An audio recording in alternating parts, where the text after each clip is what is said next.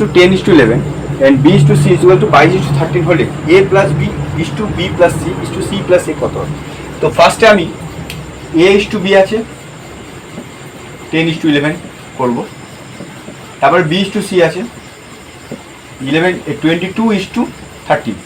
তো আমার এখানে b এর ভ্যালু কত? 22, এখানে b এর ভ্যালু 11, তার মানে এই সংখ্যাটাকে আমার 2 দিয়ে গুণ করতে হবে।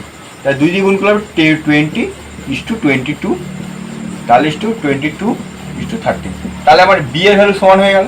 তাহলে আমার a is to b is to c কত হবে? a is to b is to c কত হবে? 20:22:13। এইবারে আমি এগুলোকে সবগুলোকে x ধরে নিতে পারি।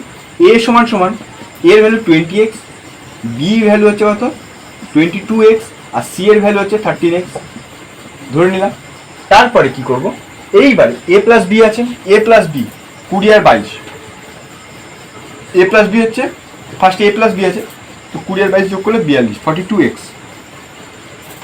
a plus b is to b plus c is to c plus a।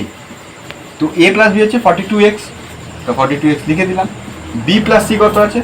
এই যে b আর c 35, 35x, আর c প্লাস a কত হবে? c 13 আর 20 43, 43x। তো x কেটে যাবে, কিন্তু এগুলো কারোর সাথে কাটাকুটি যাবে না। তো অঙ্কটা আমার আসছে a is to b এর ভ্যালু কত? 42 is to 35 is to 43। এটা হচ্ছে আনসার হবে। বলেছে তিনটি সংখ্যা যথাক্রমে